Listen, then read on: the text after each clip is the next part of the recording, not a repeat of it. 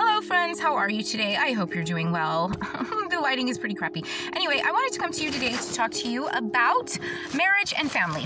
Just because I talk a lot about the type of guy that I'm looking for or what I'm looking for in a man, and I never talked about what I'm looking for to do with the man. So I will start with a little bit of backstory. The opportunity to be married and to have a family presented itself to me, and I write about it all in the book. It happened to have been a generational curse, and to enter into that relationship and to create life in that relationship and bring it forth onto this earth would have been continuing a generational curse, actually several of them.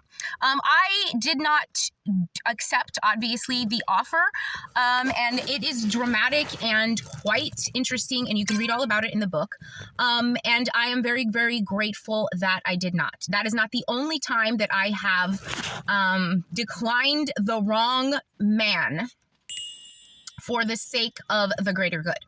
And when I had that situation, I was 34 years old, and I came to the conclusion that if the situation never presented itself to me ever again in life, I would be okay with that. And I was okay with that for a lot of years, and then I read my star chart, and in my star chart, I do have a second cradle coming to me. My first cradle was my grandmother, and the second cradle is someone who has a similar capacity in my life as kind of like my plus one, my companion, and we take care of each other.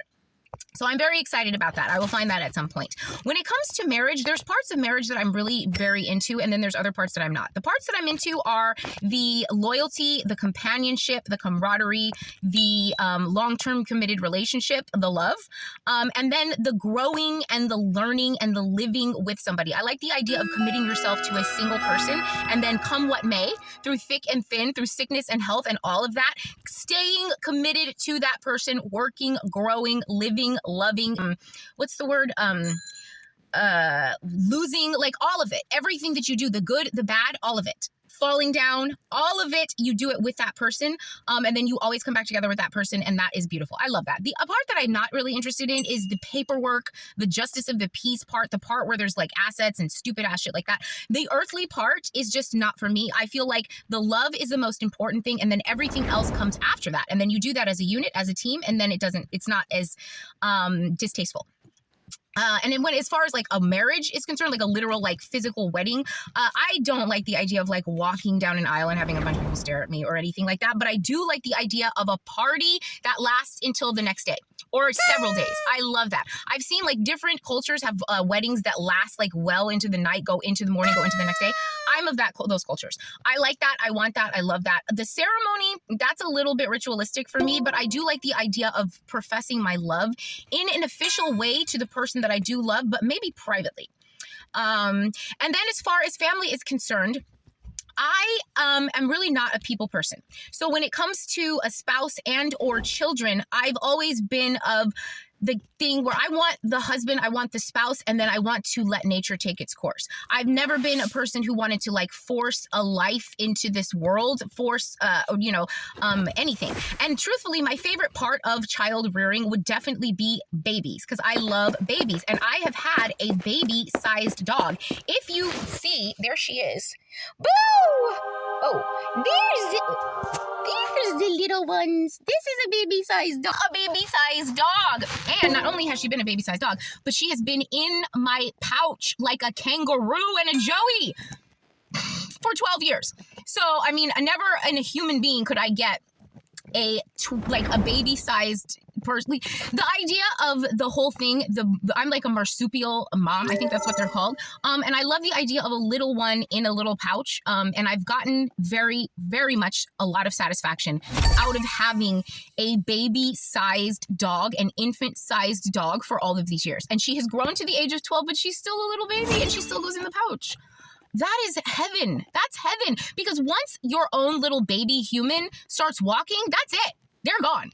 Do you know what I mean? Then they start talking, and then they start talking about stuff that you don't agree with or you don't like. The first day you set out their little clothes and they're like, I don't like that. You're just like, oh, well, there it is. Bye, friends. And there's nothing wrong with that. It's really, really cute and everything. The whole thing is cute.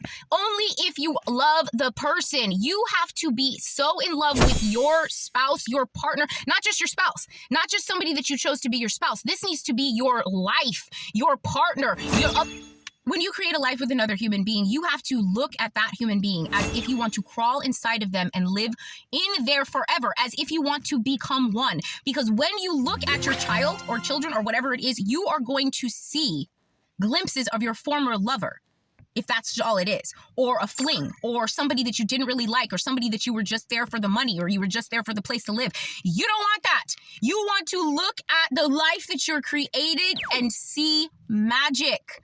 And if you don't have that, it's really offensive to me. And that's the thing that offends me the most, especially having lived through the situation and having it be presented to me. I know exactly how you're supposed to feel when you create a life. I know exactly the situation that you're supposed to be in a spiritual sense. And most people are playing house, and that shit pisses me off.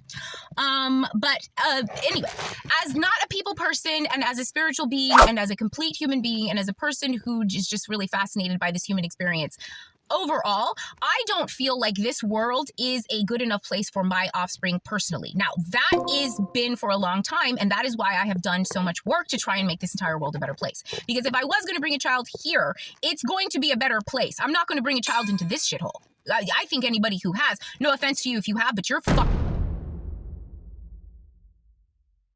and the water is polluted and everything's polluted and you want to go play house? Why? Anybody? I mean, like, I'm saying that like you have kids and you're a piece of shit, but like most people aren't doing it for any other reason other than to play house. Go get a doll. Go get a dog. Get a ferret. Anyway. So that's my feeling on all of it. It is what it is. What happens, happens. If whatever doesn't happen wasn't meant to happen, whatever does, does. And as long as I am staying present and being happy, that is all that matters. I hope that made sense. Okay, love you. Bye.